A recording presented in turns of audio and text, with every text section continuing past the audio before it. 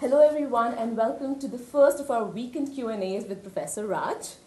We are glad you were able to join us. I'm Soumya and when I'm not busy, quizzing professors on their courses, I work as an administrator for the Applied Learning Department at the Indian School of Business. Professor Raj, before I jump into all the other questions the students have for you, I've been told that you're also known as Dr. Happy Smart. What is all that about? Somebody once called me Dr. Happy Smarts, and I thought, okay, this is a good name to have, like a pseudonym of sorts. And the reason is because, those who have watched the first video in the course know that I've coined this term Happy Smarts, which I define as the ability to consistently make happiness-enhancing decisions. So it's different from academic smarts, which is IQ and ability to get good grades, and career smarts, which is knowing how to advance in your career. And I thought, okay, as somebody who is really interested in happiness and does some research myself and is very interested in keeping up with the research, I should be somebody who develops happy smarts, So I aspire to be somebody who's Dr. Happy Smarts. And when somebody called me that, I said, yeah, I'll take it. That's very interesting. Happiness, I think, is like a pursuit all of us have in our lives. Now we'll be moving on to the questions that the students have submitted. Just a few points before we start off. We have 14 questions in all, and I'll be asking them in the order that the course administrators have decided. The order is based on two factors. One is how many other people had similar questions. So more popular questions, you're up. And the other factor is whether Professor Raj will be answering those questions later on in the course. So if the question is going to be addressed later, we might not be taking it up right now. However, don't be sad if your question doesn't come up right now. If you have a question which we are not taking up, you will get a chance to ask it again, and Professor Raj will be helping you out with the query later on. Should I be nervous about any of the questions? I really don't think so. I think all the questions are really nice and to the point to the course. And that brings me to my last point, which is that we had to condense the questions a little bit for the purpose of this particular video. So we have shortened your questions a little bit, and I hope that we haven't lost the context. But in case we have, inadvertently, we really apologize for the same. And you can let us know about that in the comments section. So let's get started. Professor Raj, the first question, it is from Nancy, and Nancy is somewhere on this earth, I'm not sure, location unknown.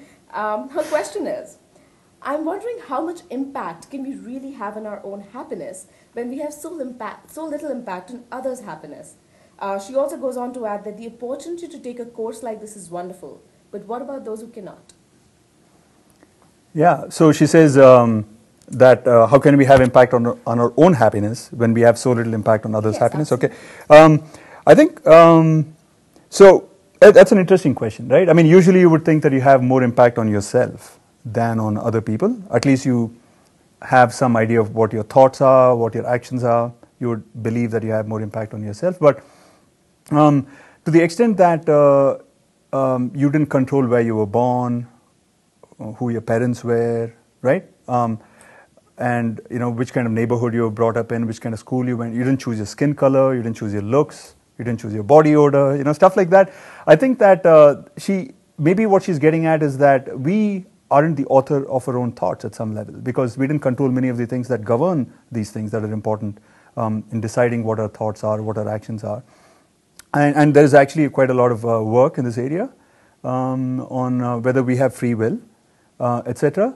But I would say that the fact that she and many others are enrolled in this course means that whatever their past was, whatever led them to now be interested in this course, the fact is now they're interested in this, right? And so they are of the disposition to believe that they can in fact take control of their own life and their own happiness and so on. And so in that sense, I think that I would say that it's one perspective to have is to appreciate the opportunity that you're in this position to actually kind of impact your own happiness levels. Okay, and as for the second part of our question, which is about this idea that what about those who don't have the opportunity? I would think that, okay, so this is coming up in the course, and if you've taken week 3 lectures, you'll know that a big part of happiness is compassion. You really can't be very happy if you're not of the type who feels that your needs are taken care of, and you're already an abundant person at some level, and that your cup is overflowing, and that you want to now serve other people.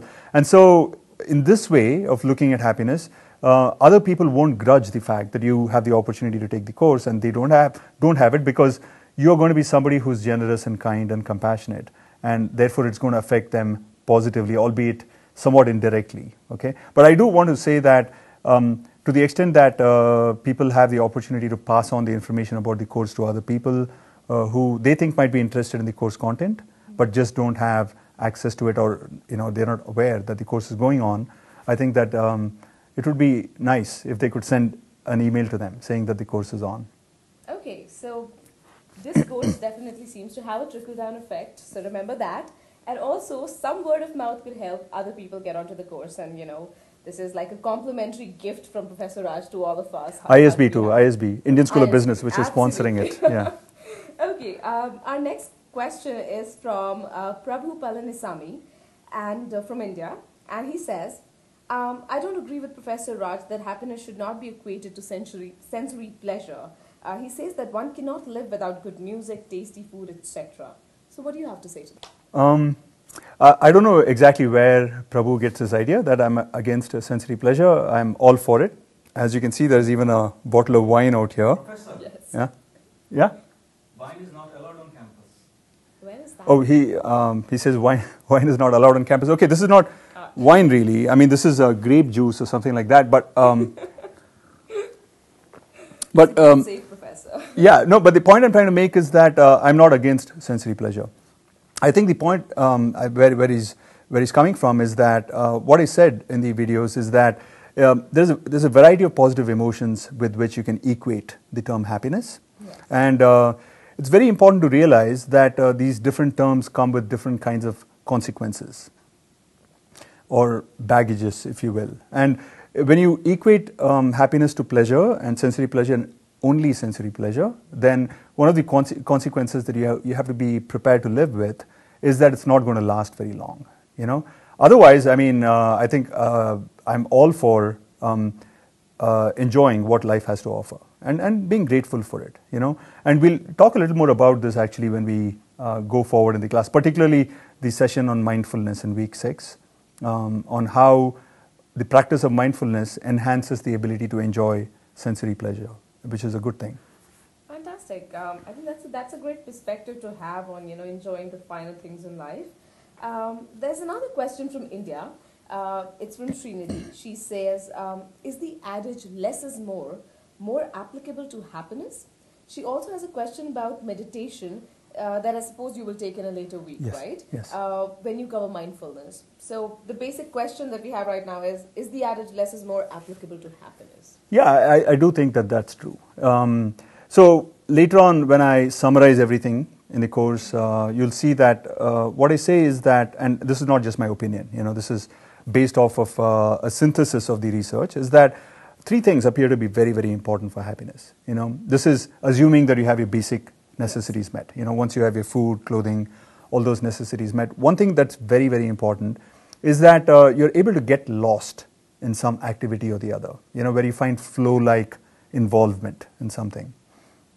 And it could be your work. Ideally, it's your work. But even if it's not work, a hobby or something, that gets you quite regularly and steadily into this flow state. That's very important. The second thing that's very important is that you have at least one very intimate relationship with somebody.